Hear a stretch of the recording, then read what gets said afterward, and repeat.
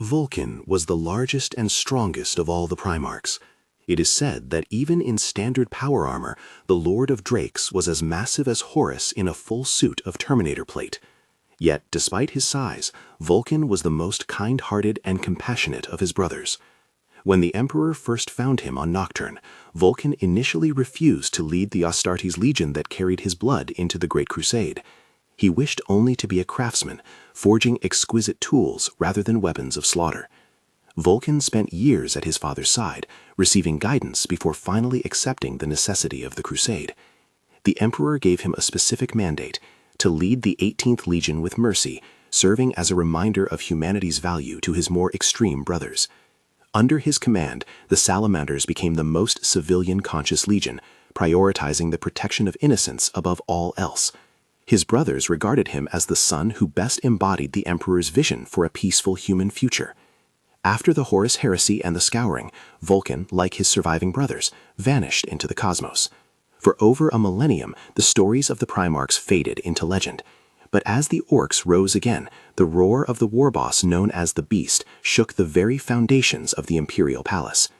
Koorland, the last survivor of the Imperial Fists, gathered a coalition of Dorne's descendants, the Last Wall, and seized the title of Lord Commander from the ineffective High Lords.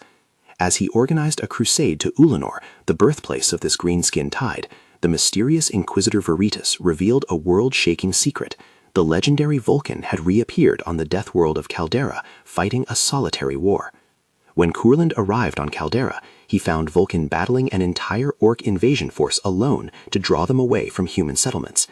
Above the planet, an Ork attack moon was under construction in orbit, using advanced gravity technology to strip the world of its resources. Vulkan, bound by an ancient oath never to let a world fall while he stood, refused to leave until the Orks were purged. Joining forces with Koorland, the Primarch led a strike that destroyed the greenskin facilities and the unfinished moon. Leveraging his nature as a perpetual, Vulkan survived the cataclysmic explosion of the Ork gravity core and finally agreed to return to Terra to plan the liberation of Ullanor. Upon his return, even the gentle Vulkan was shocked by the corruption and inefficiency of the High Lords. While many hoped he would purge the council and take absolute power, Vulkan refused. He understood the limits of mortals, but believed that superhumans should not rule over them. To do so would only invite another rebellion. He chose to remain an observer of the government, focusing entirely on the coming war. The Imperial coalition that set course for Ullanor was a massive host, comprising the Last Wall, several first founding chapters, the Astra Militarum, and the Adeptus Mechanicus. Though Vulkan was the nominal commander, he left the strategic planning to Koorland. Upon arrival, they found Ullanor heavily fortified, shielded by a planet-wide energy grid and dense anti-air batteries. Librarians attempting to scout the world were struck down by a crushing surge of Wa energy emanating from a grotesque palace built on the very site where Horus had once been crowned War Master. As the ground assault began, the planet itself started to shift. The Orks were converting the entire world into a battle planet, an engine of destruction far greater than an attack moon. Imperial casualties skyrocketed as the planet's shifting crust was used as a weapon, crushing 50% of the Imperial Guard and a third of the Astartes. Assassins who infiltrated the Ork palace discovered a terrifying truth: it was a trap. The palace was guarded by tens of thousands of Prime Orks, each as massive and well-equipped as a standard warboss. Realizing a direct assault was impossible, the Imperium pivoted to a war of attrition, destroying Ork supply depots to force the elite greenskins away from the palace. This tactic eventually thinned the defenses, allowing Vulkan to lead a final death or glory charge with 3,000 Astartes. They fought their way into the heart of the Great War Machine, where they finally faced the Beast. The monster was over 10 meters tall, the size of a Warhound Titan, and encased in armor so thick it resembled a living statue. It slaughtered chapter masters and shrugged off bolter fire as if it were nothing. Vulkan alone could match the monster's strength. As the two giants grappled, the Primarch realized that even his immortal body could not easily subdue this creature. He ordered Koorland and the survivors to evacuate, deciding to end the threat at the cost of his own life. Vulkan grappled the beast and intentionally plummeted with it into the war machine's unstable power core. Immersed in the roiling green energy of the greenskin's psychic field, Vulkan caught a glimpse of the twin Ork gods before channeling his entire essence into a final hammer blow.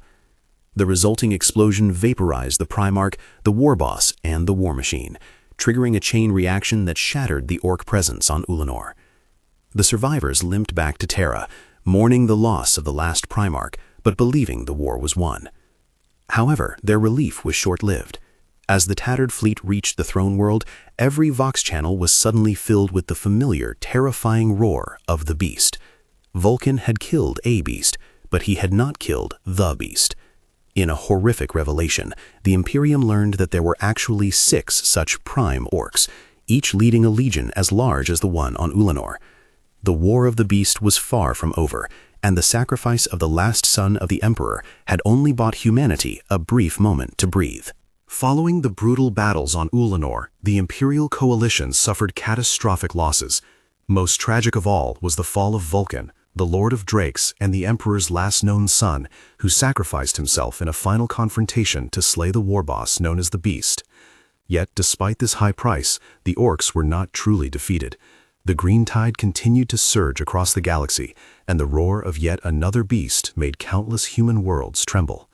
The Astartes chapters, already entrenched in their own sectors and fighting for survival, could no longer provide significant resources to the throne world. Lord Commander Koorland realized he could not simply recall all forces and abandon the Imperium's various sectors. He needed a new way to maximize his limited military strength. Koorland's solution was to form a hybrid Astartes force without disrupting existing chapter operations.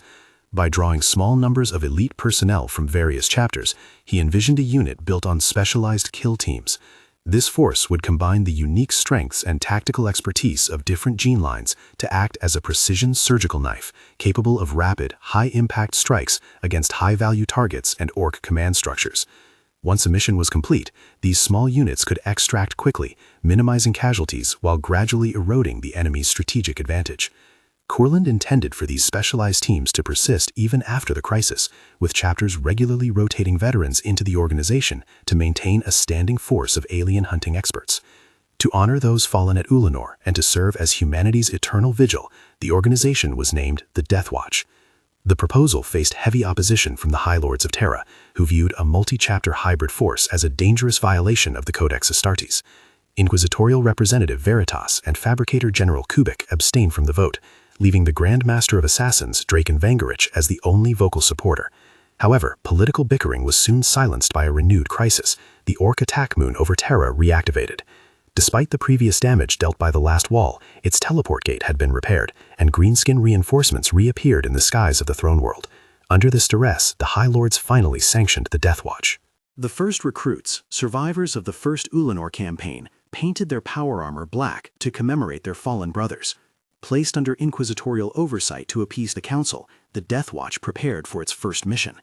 In a desperate move, the Mechanicus attempted to use reverse-engineered Ork tech to teleport the attack moon out of the solar system. While the Death Watch successfully placed the beacons, the experiment was a disaster. Only half of the moon was teleported, while the remaining mass was torn apart by Stubaisulstras. A lethal rain of mountain-sized debris plummeted toward Terra, shattering the Imperial Palace's shields and killing billions of civilians. Despite the carnage, the moon was finally gone. Koorland then turned his focus to the Ork's source of power, the Wa field. He realized that greenskin technology and psychic strength were fueled by a collective field generated by their numbers and fervor. To counter this, Inquisitor Veritas revealed the location of the long-lost Sisters of Silence, untouchables whose blank nature could disrupt psychic energy.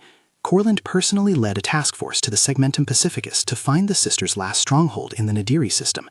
Though the Sisters were initially reluctant to aid an Imperium that had abandoned them for 1,000 years, they agreed to join the fight upon learning of Vulkan's sacrifice. With these anti-psyker specialists, Koorland developed a new combat doctrine, using the Sisters to overload Ork weirdboys, triggering a psychic feedback loop that could slaughter the greenskins from within. A second crusade was assembled, consisting of the Death Watch, the surviving Last Wall chapters, the Imperial Guard, and the Sisters of Silence.